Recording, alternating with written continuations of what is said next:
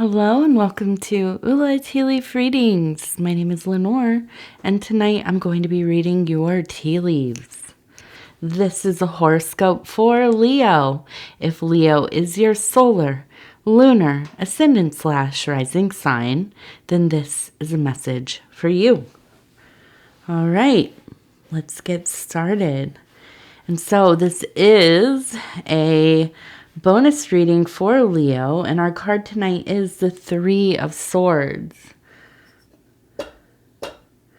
which often is kind of associated with sorrow, despair, grief, being in a place of melancholy, kind of life not feeling like it is where it should be, right?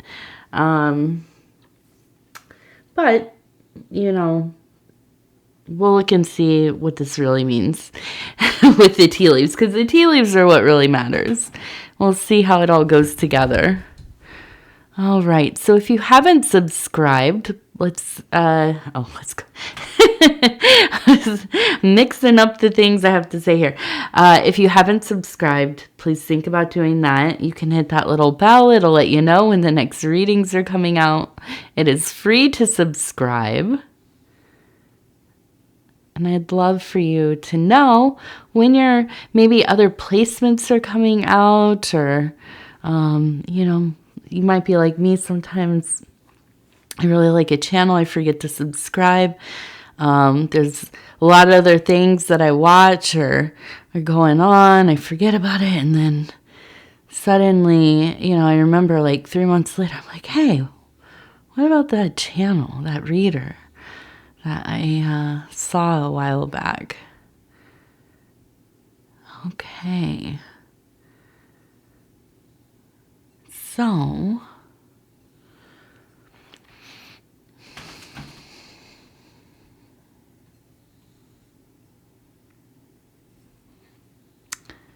and let me just say, this eclipse energy is wild.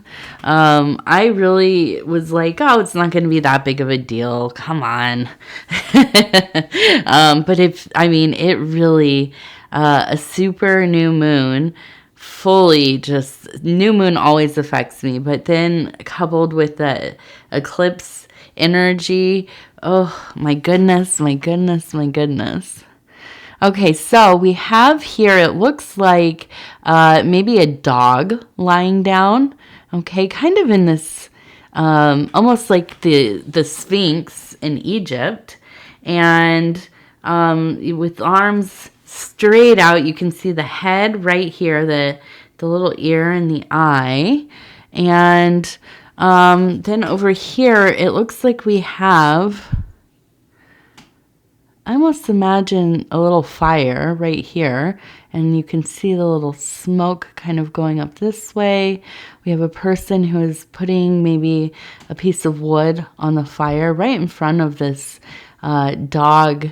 I almost imagine it as kind of like a votive statue or some kind of icon.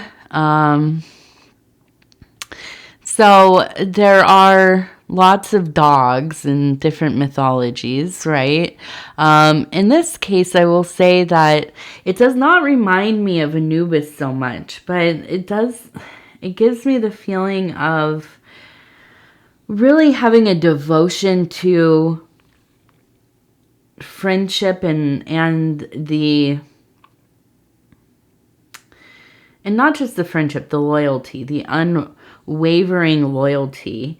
I feel like this is something that is really important to you. It is something that, if you've ever heard like the term, the saying, my word is my bond, right? Meaning that, you have to stand on your word. What you say is what you do, and you speak truth, whatever that means. You are a person of your word. And I think that you absolutely emulate this, but you also will only invite those who share this energy into your life. And I feel that there is a friendship here. And it feels like one that has been going on for a long time. Somebody that maybe you've known since your childhood. And it feels like, through thick and thin, maybe through, different relationships and marriages and traveling around, different jobs. These things have changed, but this friendship has always been the same. And so this could be a family member. It could be, again, maybe somebody you met in your youth, and maybe they are your family. This is your chosen family. But I do feel like there's a sense of coming together soon for some reason, and it feels like a big reason. Maybe some kind of celebration. I almost wonder if there is a sense of, I'm thinking like wedding, baby, grandchild, retirement, something like this, right? Something that is a big rite of passage. And I feel like there's just this kind of position, this role that you play in their life where you absolutely want to honor them. And so I feel like this is kind of a time where you are focused on getting this thing done, right? So maybe if it's like a wedding, maybe you're in the wedding party. Maybe you're help planning. Maybe you are responsible for, maybe some speeches or something like this. I don't know. It might not be a wedding, but something where you are taking on an active role. And I'm sorry, I'm trying not to yawn here. It's terrible to do while I'm doing my reading. I had talked about this recently. I guess it was almost a month and a half ago, maybe. But I quit coffee and I work really late. So, sometimes I'm just on the verge of yawning, and it's I feel terrible doing it, but my goodness, these days be long sometimes. Okay, so we have a horse. We have a person sitting on the horse. And it looks like we have maybe another horse here. But then we have a person, or not a person. We have an animal of some kind. It looks like a dog, maybe. Like a wild dog. More dogs. Lots of dogs the last few days. So we have a grouping of people riding horses. Okay, now we have a dog. And it almost kind of feels like prowling or, kind of following close behind.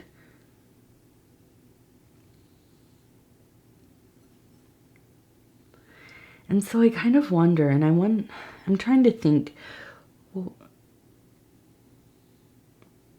it kind of almost feels like somebody just, I almost feel like it's somebody's like ex, husband, wife, partner, whatever it is. Maybe they weren't married, but I'm looking at this and I'm trying to think, because there's so much chaos in this bowl, and I feel like there's just this sense of like trying to get it together, trying to like get everybody on the same page, everybody kind of, if you could imagine going out on like a horse ride, right? Kind of lined up, everybody, like focused on the same thing, just aligning schedules for the first time in a long time. And all of this is like coming together. And then there's this person who is just kind of lingering.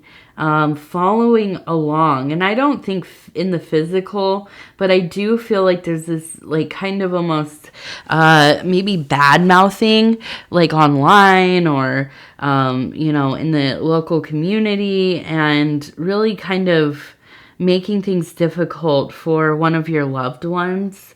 And maybe it's you, I don't know. But I feel like this was not a good breakup. And I feel like it's kind of turning into one of those things where it's like, you just, when you end something with somebody, of course, I mean, you hope like everybody can just walk away, amicably, and, you know, everybody can be, cordial, you know, even if it's rough, just kind of like, or at least just forget about each other. Like, go your separate ways, you know, avoid any kind of crossing over.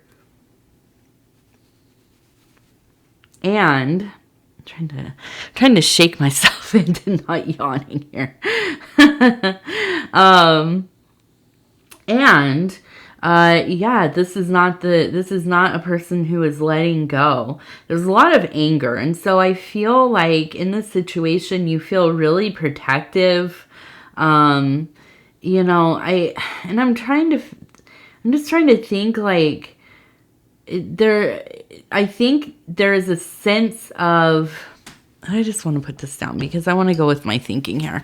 It feels like there's a sense of you reaching into yourself and really being like, okay, I'm not going to meet this with anger, even though it is my instinct to kind of, you know, go head to head with this person, like, you know, try to scare them off, you know, try to make the first move to before it gets too escalated. But you know, I think you know, because the kind of person this is, the kind of person who won't quit, you know, when you've broken up, the kind of person who just like, they get fixated, there's that need for control and to remain present in somebody's life, even if it's like really negative, that could quickly become dangerous. Somebody like that could easily, you know, spiral out maybe, you know, I don't know. I don't want to, I don't want to go to the extremes. I am somebody that watches a lot of true crime. So I think, you know, it's one of the scariest dynamics there is, right? Is that breaking it off, trying to separate from somebody, and they are not willing to let go. They won't get past it. They're showing up places that can be terrifying. And so if it is that this is something that's going on with you or somebody you love, please be careful. Please document. Please, you know, file reports, whatever you have to do. I'm not usually one to kind of, you know, recommend getting the authorities involved in really anything unless you really have to. But these kinds of situations these are some of those ones where it's like, yeah, you have to make sure that all your bases are covered, because you just never know with people. You absolutely just never know. And so I feel like there's just this real sense of trying to move on, and that's the horses. But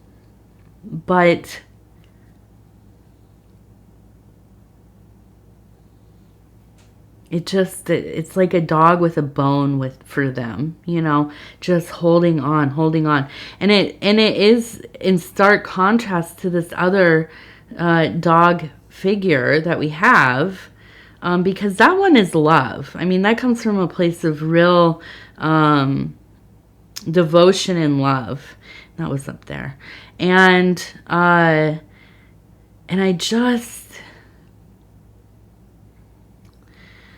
really feel for anybody who's going through this kind of thing, you know, and men go through this as well. I'm not discounting your experience if you are a man and you've had these kinds of experiences with men or women or other. But I think with women, we've all experienced something similar to this at some point in our lives. We've all had, and you go through life kind of hoping, right? Kind of hoping, praying that you don't catch the eye of somebody who is going to, end up hurting you and making your life unsafe. And when it happens, or when it happens to somebody that you care about, it makes sense that, you go into a mode of just absolutely wanting to protect and kind of stand your, now I don't want to say that term because that's not it, but, keep domain over your life, over your selfhood. And, I think that this is something that it can be very serious. Now, I hope that I'm wrong about it. But like I said, please document, please protect yourself. If you have means for a security system or, something like this, please, utilize those resources if you can. It's always when you think it can't be me, right? And then that's when something happens. And I don't like to be somebody who tries to frighten people. It's actually, I feel like my husband too, both of our channels, we are people that don't, because we both have been through a lot in our lives. We've been through tons of, just individually, awful things and painful things, and have had to do a lot of healing. And I don't like to be somebody who brings bad news to your door. I don't like to be somebody who scares people. I just absolutely don't. Or makes you feel like you have to be suspicious of something in your life. But if this is something that is happening, even if it seems not like a big deal, it's like online and yeah, it's your ex and you got to block them on everything. Well, here's the deal, is that when you really think about it, we've gotten into this culture of just like, oh yeah, this person, they just won't leave me alone. I had to block them on things and had to hide things, and so they couldn't figure out where I was or whatever it is. That is not normal. Like, it's not normal. And it is something that is very specific to this time in the world, that so many people have access to all of us. Right? And we have to be careful. And I don't know that we're even equipped at this point, because the internet is such a new thing. Even for people we know in real life, they can access so much information about us whenever they want, right? And so even if you are a very trusting person, I'm not. I'm not. You can tell, right? You still have to watch over yourself. You have to. And if you have kids, the same deal. Have to watch over them and who they're interacting with, because you just never know. All right, so let's get away from that part of the conversation. I want to look at, we do have a heart here. Okay, so there is a lot of love. And I do feel like, and then coming back to that first part, hi, baby. Hello. Oh, not the dove. Oh, TT. Oh, let's not put that up there. Come on. Hi, Mama. Oi. All right. So we have up here, it looks to me like it looks like it's HC. So the letters H, C. And so I just wanted to point that part out. But I want to go back to the kind of beginning here. And I think that there is this sense of kind of this wonderful thing happening for somebody you love. And then somewhere else in your life, this person going through this thing with this ex. And it's kind of like, you know, a really stark difference. There is a real duality in it all. And I think it's something that really has you thinking about just the nature of relationships. And even though we have that sorrow card, I feel like it's not necessarily that you're in a state of sorrow, but I feel like it's almost kind of a sense of mourning for, you know, just how the world is for some people. You know, just wishing that it was a little safer, that wishing that, you know, everybody in your life could just be okay. Like, it doesn't have to be like everybody's like, you know, bawling out, like, absolutely just, you know, doing the best, winning the lottery, having like, you know, some amazing, you know, I don't know, celebrity lifestyle or whatever.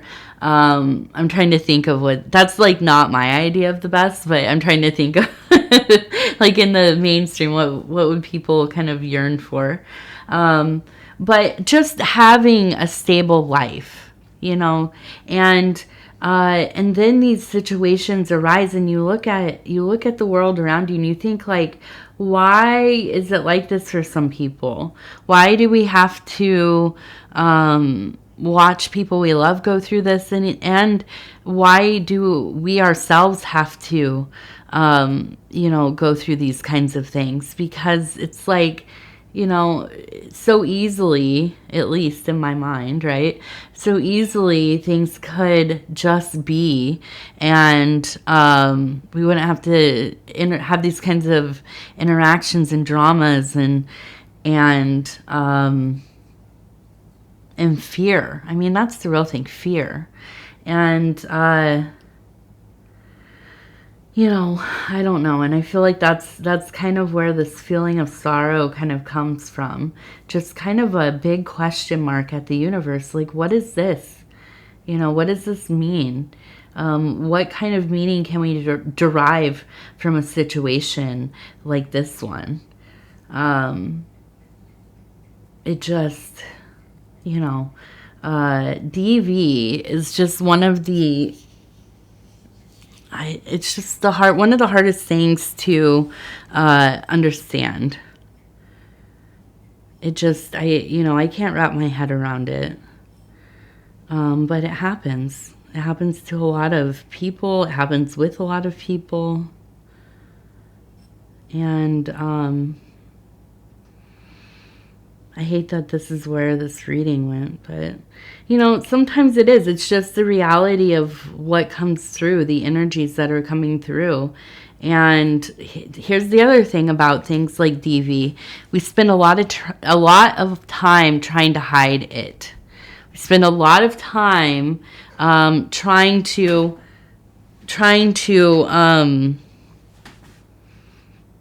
you know, downplay it for us. I mean, just so you can cope with what's happening.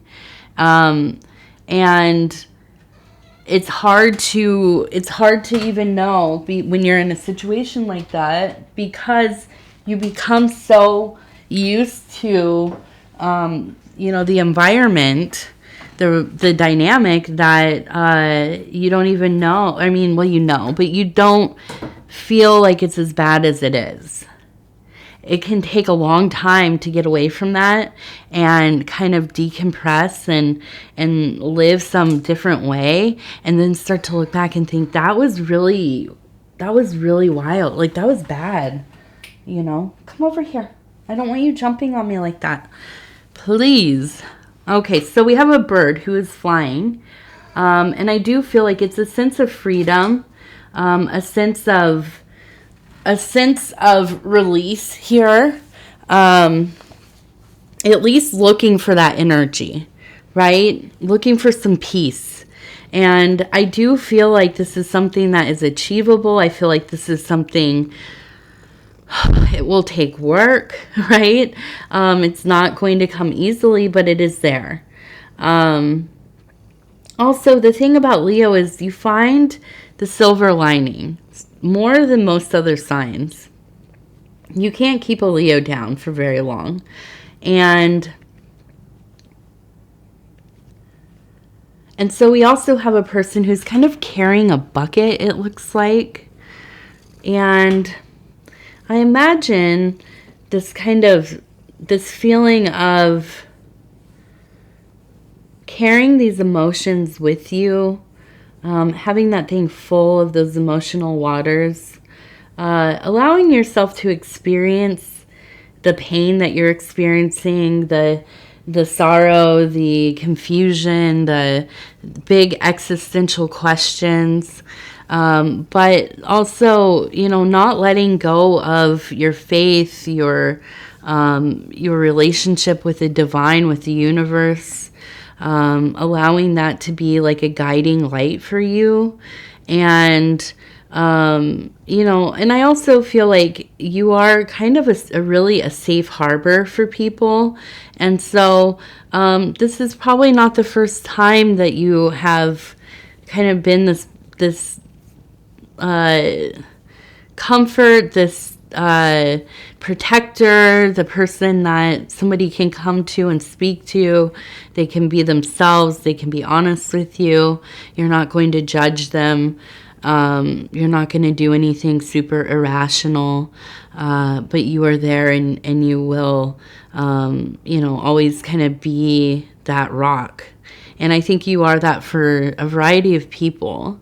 And so, I look at this and I feel, this is something that you have been before and somebody you will be again for somebody else. And I think that is such an important role to play. You are a stabilizing force in people's lives. And that is a true blessing. I mean, really, a true blessing. Okay, let's go ahead. We're going to do the Indigo Sage affirmation cards. These are the air element. I'm going to go ahead. We're going to flip through here and stop where it feels right. Ooh, we have the owl.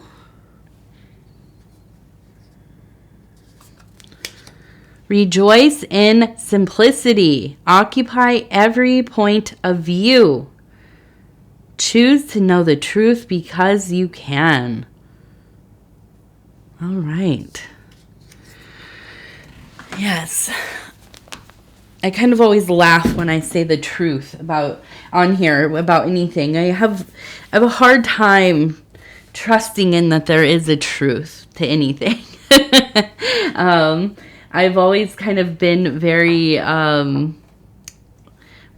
oppositional about the idea of a kind of empirical truth or an ultimate truth or anything like this. I think, it's all up to perspective and agreed upon hallucinations, as Terence McKenna would say. Look for what makes sense to you. What is most likely, to fit your perception of realities. So, Leo, I know this wasn't the most exciting reading, and it is a Saturday night, so I thought, hey, we'll have some fun readings. But you know what? Sometimes, we just have to go into those places. They're not easy. They're not easy, but they're most necessary. These are conversations we all have to have at some point, because we're affected by, these kinds of situations, if we know it or not. You know, oftentimes at least somebody we know within our family will be dealing with something like this. And, you know, if not ourselves. And so, you know, it's something that does need to be talked about. And I will talk about it. If it comes up in the reading, I definitely will.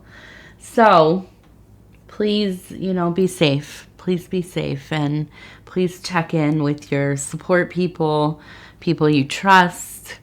If this is a situation that you are in and you are trying to get away safely, you know, look for help. There are a lot of outlets of assistance and help in these situations.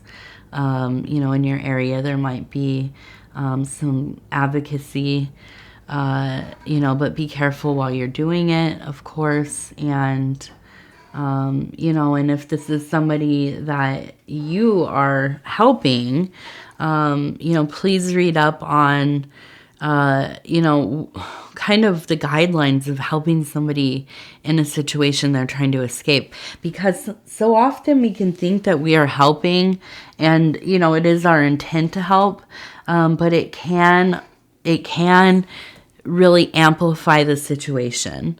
Something I read, a statistic about, you know, when something is happening within a home, and I'm trying to be careful because of YouTube, I can't say certain things, but when something is happening and it's, you know, often physical, between two people, and a third party intervenes and becomes physical with the person who, you know, is probably perpetuating the DV,